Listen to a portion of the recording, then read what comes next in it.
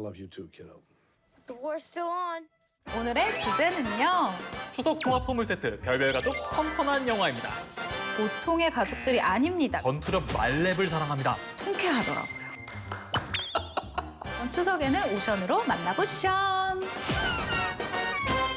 오피셜로 팩트체크. 뇌피셜로 취향 저격. BTV만의 월정액 서비스 오션에서 건져 올린 알짜배기 영화들만 모아.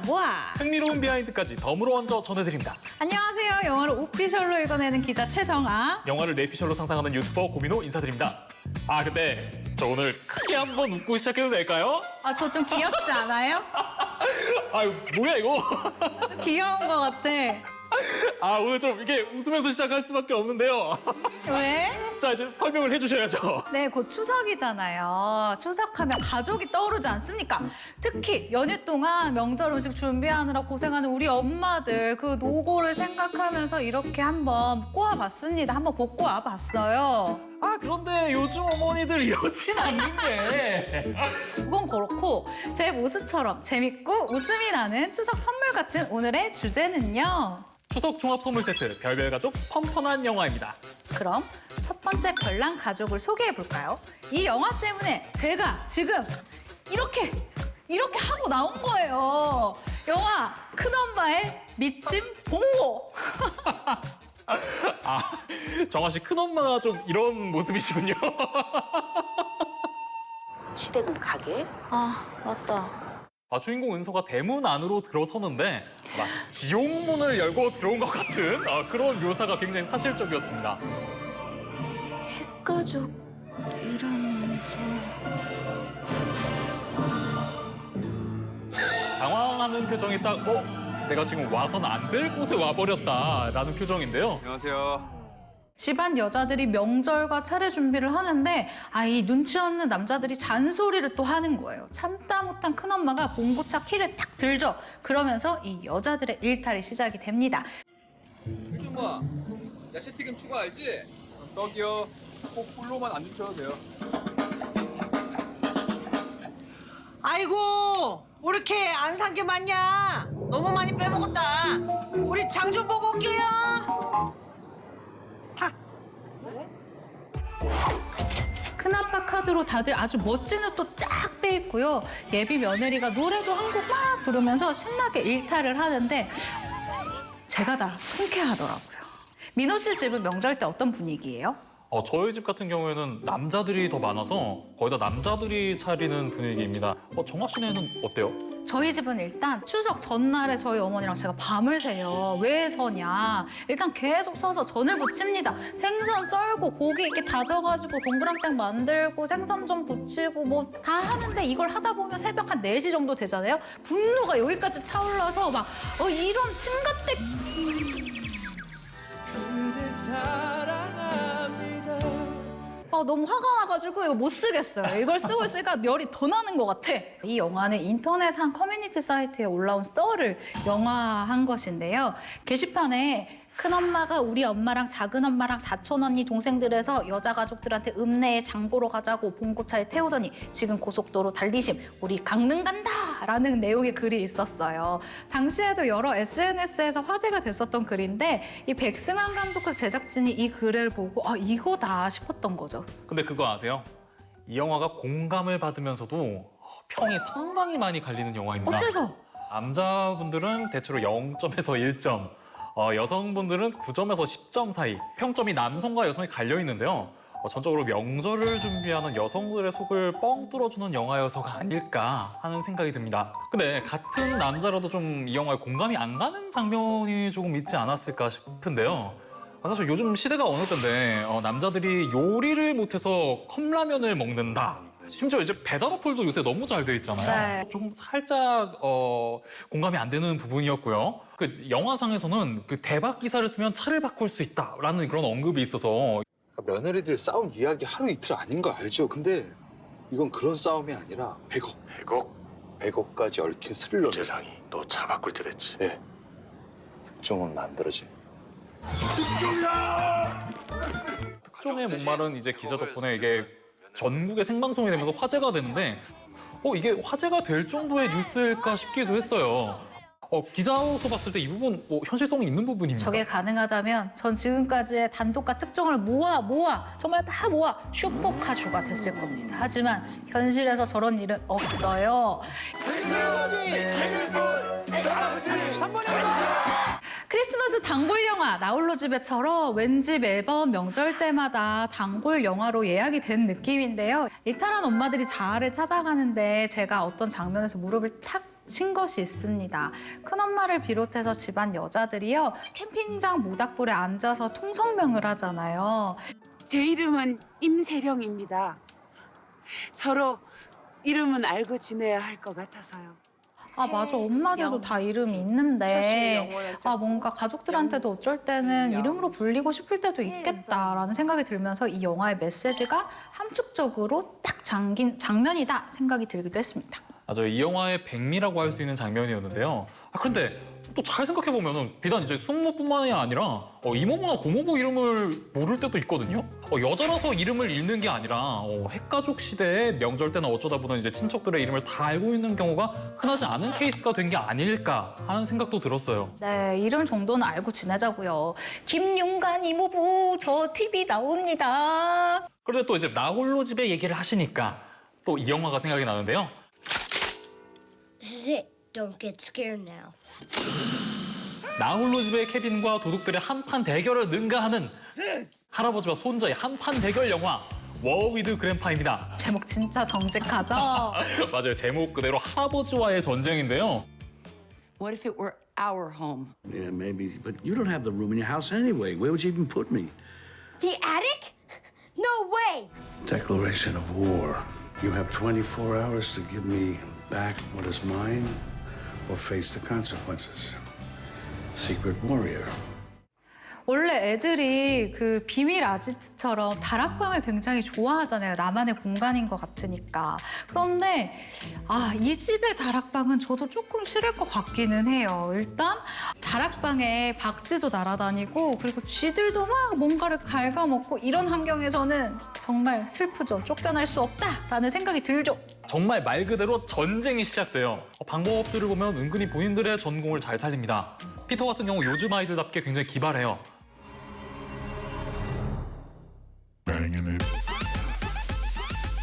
알치카에 휴대폰을 달아서 시끄러운 음악을 틀어 할아버지의 잠을 깨우고 할아버지가 자주 듣는 LP판의 촉을 망가뜨리거나 또 할아버지가 아끼는 구슬 유리병을 본드로 붙여놓고 면도 크림을 접착제로 바꿔놓기도 합니다.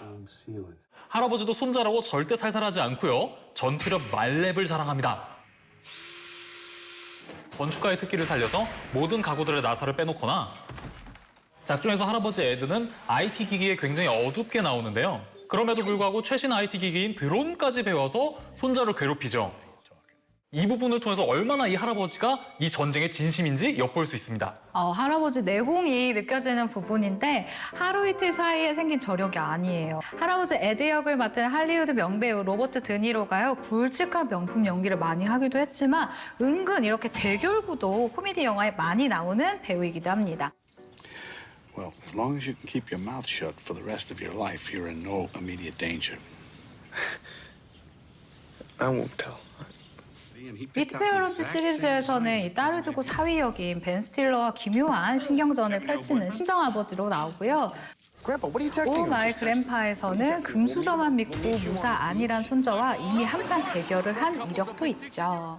이미 백전노장의 이제 베테랑이기 때문에 우리 손자 피터가 쉽게 이길 수가 없는 상대겠네요.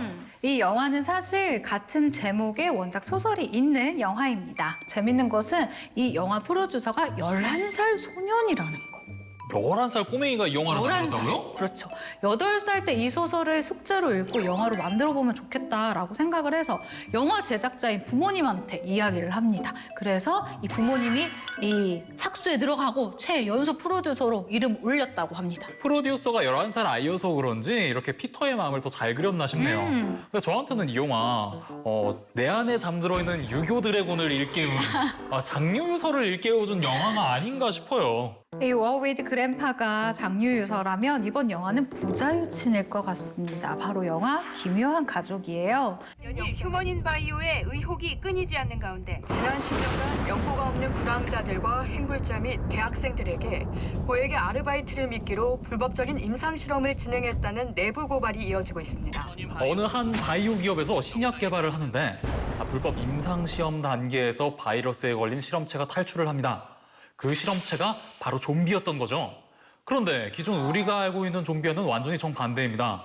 채식주의자고요. 오히려 좀비인데 개에 쫓기고 사람들에게 무시를 당하죠. 그렇죠. 이 전투력이 0인 좀비예요. 하지만 가장 큰 차이점은 따로 있습니다. 어떤 건가요? 잘생겼어요. 이 미국 좀비 로맨스 영화라고 하면 이 원바디스를 떠올리시는 분들도 많을 텐데 여기의 주인공 훈남 좀비 역을 맡은 니콜라스 홀트와 대적할 만한 잘생긴 K 좀비다. 극중 이름도 쫑비인데요. 너무 귀여워요. 저도 쫑아라고 할 거예요. 쫑아 쫑아. 난 너무 귀여운 쫑아야. 헐. 코치쌤이 얘기를 안 해줍니다. 웃기만 하고. 영화 4등 독전 등에 나온 배우 정가람이 쫑비 역을 맡았는데 좀비 몸짓 때문에 사실 처음에는 애를 많이 썼다고 해요. 처음에는 좀비보다는 거지 행색으로 나오는데 이렇게 이상하게 움직이는 것들이 그냥 정말 이상한 사람으로 비춰질까 봐 신경을 많이 썼다고 하더라고요. 이 마임 전문가한테 몸 쓰는 방법을 배워서 연습을 굉장히 많이 했다고 합니다. 하지만 그럼에도 불구하고 무섭기는커녕 반려 좀비로 등극을 하다가 급기야는 막내 아들까지 됩니다.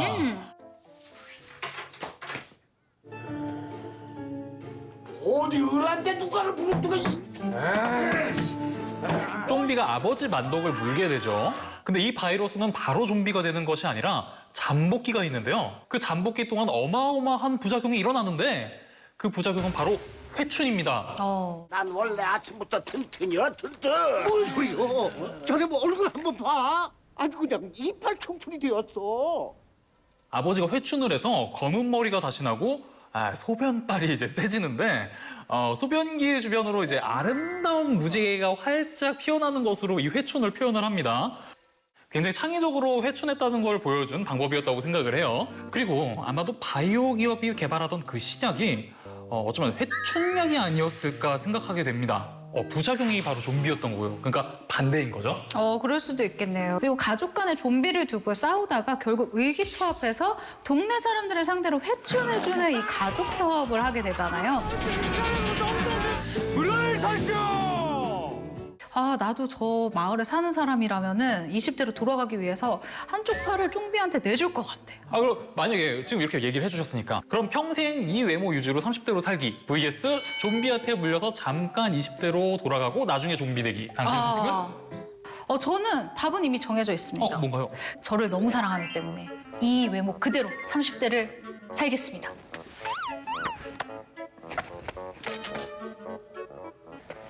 옥상 올라와. 그리고 기묘한 가족보다 더욱 기묘한 사연으로 얽힌 가족이 있습니다. 김혜수와 이 마동석 주연의 굿바이 싱글인데요.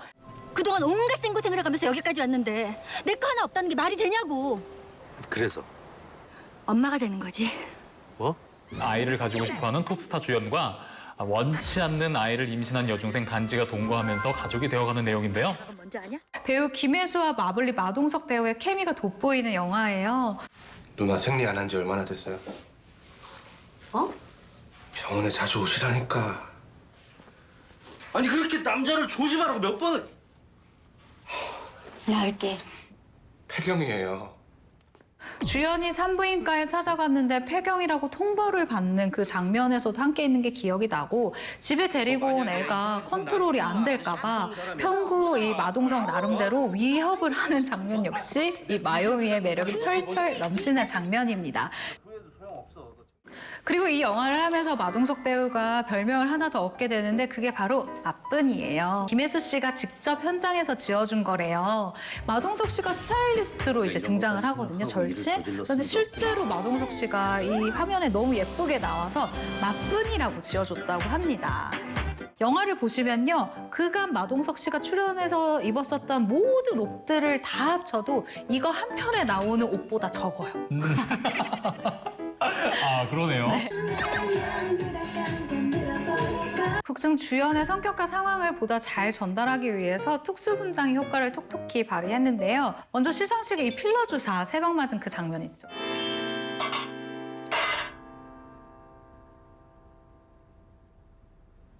아휴, 너를 어떻게 해야 되니 진짜. 아니, 너 시상식 가는 날 이렇게 필러를 맞고 오면 어떻게 해? 너 그러고 어떻게 갈래? 이 장면을 보면 뭐야 김혜수 진짜로 이 영화 때문에 하지 마. 입술에 필러 맞았어? 이 생각이 딱 들었거든요. 그래서 인터뷰 때 물어봤습니다. 그랬더니 이 배우의 입술을 본떠서 딱 맞는 입술 모양을 만들었다고 해요. 근데 이게 하나가 아닙니다. 주사를 처음 맞았을 때부터 이 붓기와 볼륨감이 서서히 빠지는 이 모양과 가족을 철저히 계산을 해서 여러 개의 모형을 제작을 했대요. 그래서 잘 보시면 영화를 보면 볼수록 점점 입술이 줄어드는 이 가라앉는 입술을 확인을 할 수가 있습니다. 이 영화를 봤을 때 입술이 정말 이렇게 퉁퉁 부어서 아이스크림을 이렇게 떠먹었는데 뚝 떨어지는 장면 있잖아요. 이 장면은 분장 덕분에 실제로 움직일 수가 없었대요, 입술을. 그래서 더욱 실감나게 연기를 할 수 있었다고 하고요. 그리고 가짜 임산부 연기를 해야 하니까 임신한 배를 만들어야 되잖아요. 근데 이것도 김혜수 배우의 체형에 꼭 맞는 모형을 만들었다고 합니다. 그러면서 실제 김혜수라는 사람이 임신을 한다면 체형이 어떻게 변해갈까 이거를 계산해서 배가 점점 굴러가는 특수 모형을 만들었다고 하죠. 별난 가족들을 소개했지만 마지막 이 가족이 제일 막장 코드를 가진 가족일 거예요. 나 친구의 아빠를 사랑했네. 영화 레슬러입니다. 하나, 둘, 셋. 성훈과 가영은 소꿉친구로 자랐는데 성훈은 어린 시절부터 가영을 짝사랑해왔습니다. 성웅의 소꿉친구 가영이 놀이공원에 가서 성웅에게 마치 대단한 것을 고백할 것처럼 폼을 잡잖아요. 놀이공원 가자. 할 얘기도 있고. 그래? 나도 할 얘기 있는데. 우리 이렇게 같이 산 지도 벌써 10년이네. 오랫동안 봤다고 다 이런 마음이 생기는 건 아닐 거야. 그치? 아, 드디어 얘가 나한테 고백을 하는구나 라고 잔뜩 기대하고 있는데 그런데 막상 현실은? 내가 네 엄마 할게. 뭐야 그게? 야, 지금도 충분히 엄마 같아. 아니, 진짜 엄마.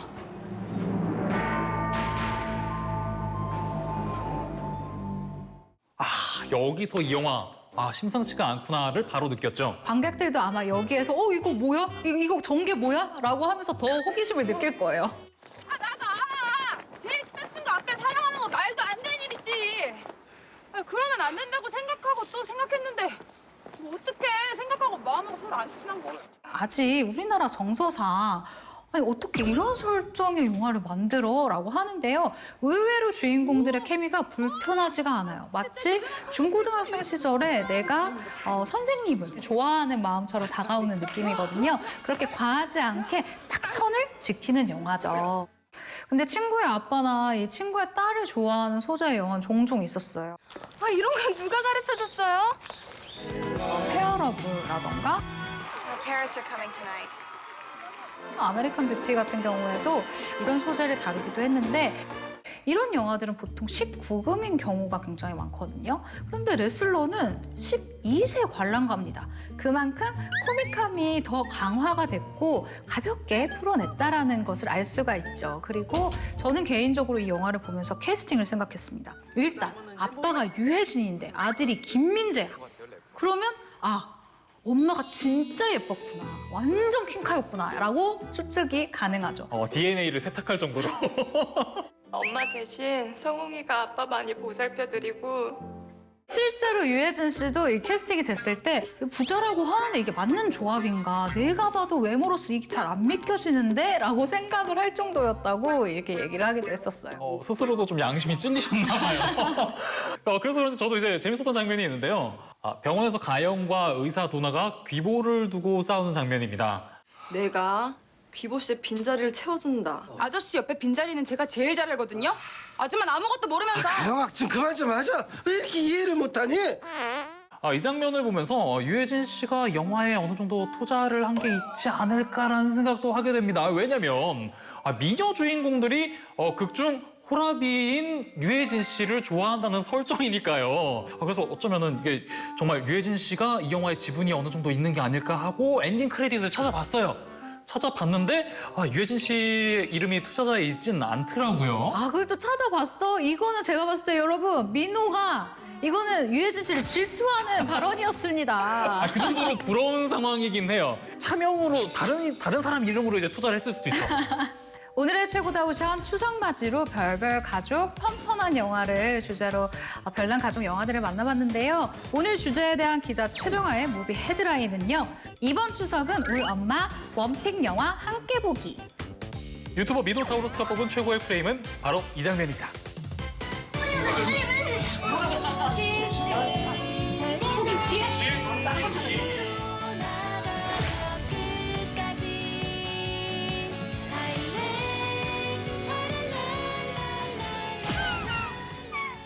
오늘 최고다 오션에서 소개한 영화들은 콘텐츠의 바다 오션에서 자신 있게 맑게 무제한으로 감상하실 수 있습니다. 다양한 콘텐츠를 아낌없이 보고 싶을 때 이리 오션! 가성비 좋은 콘텐츠 생활을 누리고 싶다면 어서 오션! 다음 주에도 즐거운 영화 토크의 매력 속에 풍덩!